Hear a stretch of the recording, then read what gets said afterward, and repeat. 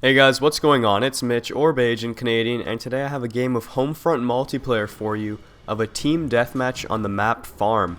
And my class setup is the ACR with the MK2 holographic sight with my grenades as flashbangs. In my purchase slots I have the Hellfire missile for 1300 battle points and the RPG for 250 battle points.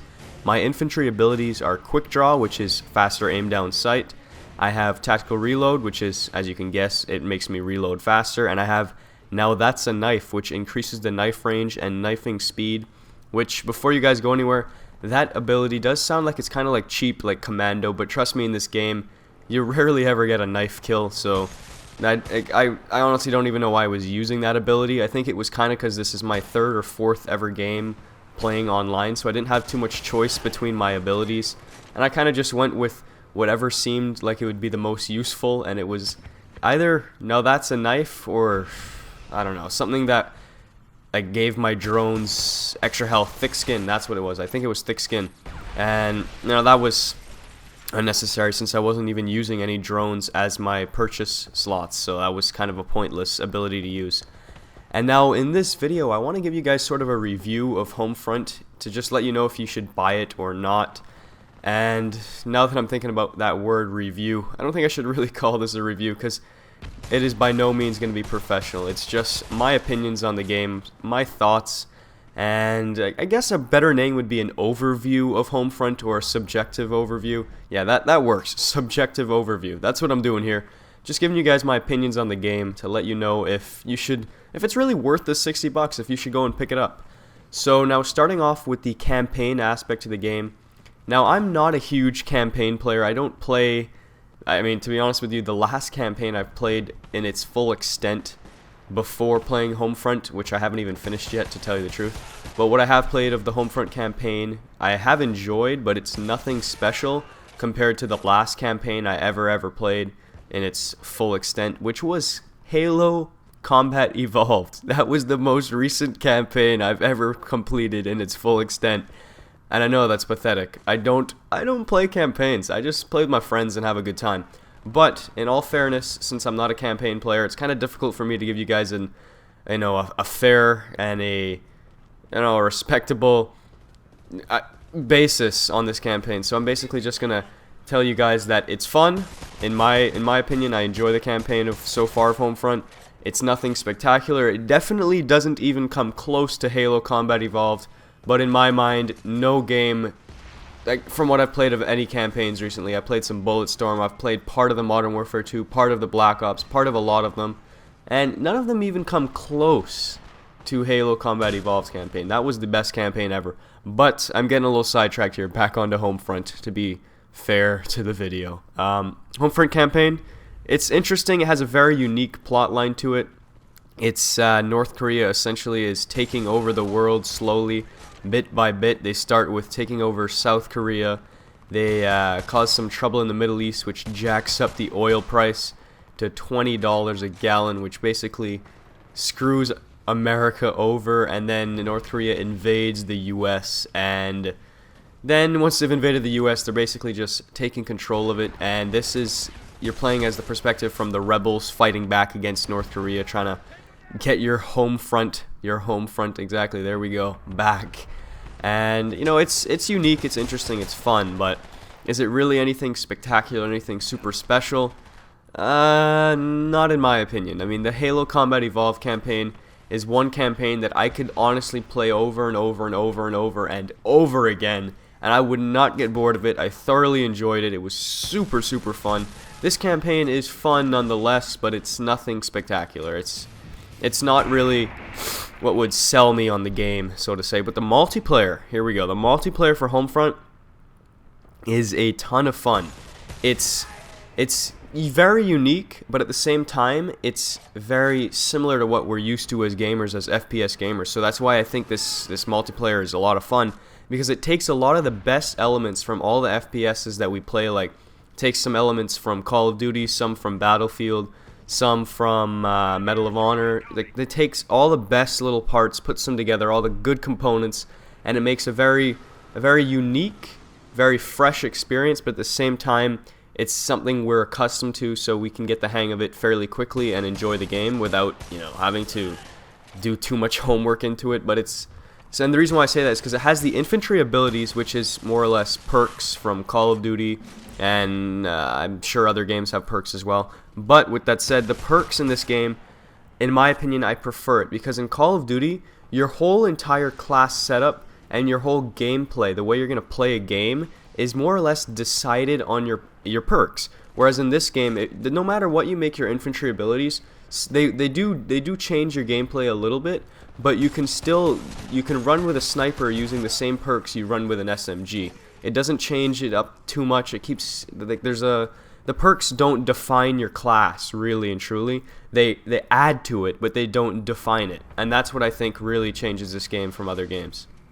And another thing about this game is the kill rewards. You're rewarded for earning battle points, which are a lot different than kill streaks, because earning a kill streak in this game will help you, but because you're getting more kills without dying, so you feel like a badass and you're unlocking more battle points. But you can die after every single kill, and you can still get a couple thousand battle points in a match and buy a helicopter or a tank or whatever. And that's what the battle points go towards. You can buy either your purchase slots or you can buy vehicles. And now the vehicles in this game, there are Humvees, tanks, and then there's also some helicopters. And that's what you can do with the vehicles. As you can see there, when I go to spawn in, it's obviously the choice between infantry, which is what you get for free, and there's vehicles which use up your battle points. And the other thing you can spend your battle points on are your purchase slots, which in this case I'm using the Hellfire missile, and there's a few other missile choices. There's a cluster bomb, and there's I think a sulfur bomb.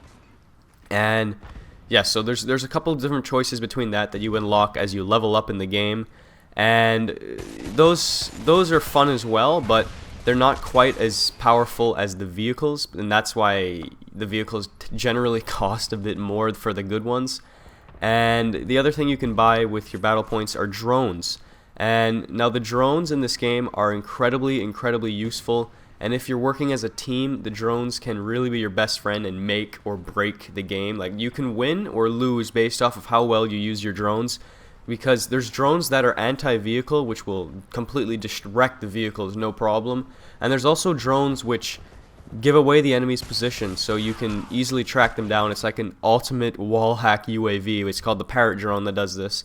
And there's also UAV sweeps and all sorts of little things you can spend your battle points on, which really change the whole gameplay and make it a lot more interesting. And as you can see here, I just spawned in a M1A3 Abrams tank, and this tank is a beast. It is a complete monster, and as you'll see, I don't die the rest of the game while in this tank because it has such powerful armor. The only thing these guys could have done to take it out is if they all either started using RPGs and EMP grenades, which the EMP grenades it stands for electronic magnetic grenade or some shit similar to that. Oh no, electromagnetic grenade. That's what electromagnetic pulse grenade. There we go. I got it right this time. Which essentially means it disables enemy electronics or enemy vehicles. That's basically what it does, because every vehicle has electronic system backing it. So it disables basically turns the battery off of your vehicle, which screws you over. And when you use those in this game, it makes the vehicles immobilized, so they're a lot easier to take down.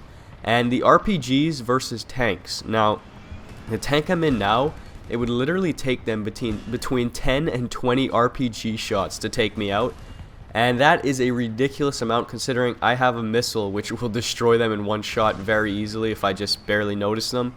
So the RPG to take out this tank is not a very good option, but what is there's a drone, an anti-vehicle drone, which would have destroyed me if one of them had called it in. But lucky for me, none of them realized that, and that's something that I want to point out about the multiplayer is right now, since it's a fairly new game, a lot of people don't know all the little tips and tricks for taking out vehicles or taking out enemy drones. And I'll give you some right now. Taking out vehicles, take advantage of the drones. And taking out drones, use EMP grenades. Like the Parrot drone, which is the most annoying drone that a lot of people complain about right now, it gets killed if you throw an EMP grenade at it. And you spawn with 2 EMP grenades if you're using those as your equipped grenade slot. So taking drones out is not a problem in this game. It's just people don't have the knowledge or understanding of how to do it. But once people get the hang of this game, once it's been out for a little bit longer, trust me, it's gonna balance out and it'll be a ton of fun this game. So with that said, I would highly recommend that if you have an extra $60 in your pocket you don't mind spending, I would highly recommend you buy Homefront because the multiplayer is great and the campaign is average, but it's still a fun campaign. But the multiplayer is lots of fun. But if you don't have 60 bucks, it's not a game I'd say is worth breaking the bank over. So unless you've got the money, don't buy it. But apart from that, guys, the game is coming to an end with me dominating them of a final score of 26 kills and 8 deaths, and I'm still in this Abrams tank. They can't even touch me. It's kind of crazy. And I think this is the last kill. No, it isn't. We got one more to go. One more kill to go. Actually, I'm crazy. We have 6 more kills to go. So yeah, that's basically what I think about the game. I think it's a great game, but I think it had a lot of potential to be even better. But one thing that frustrates me that I really wish they had is some smaller maps. The maps, like Farm is one of the smaller maps and it's still pretty big. If they had some smaller, more condensed maps without vehicles on those ones, I think this game could be a lot better. And that's because I do like a fast-paced game. That's why Call of Duty works so well.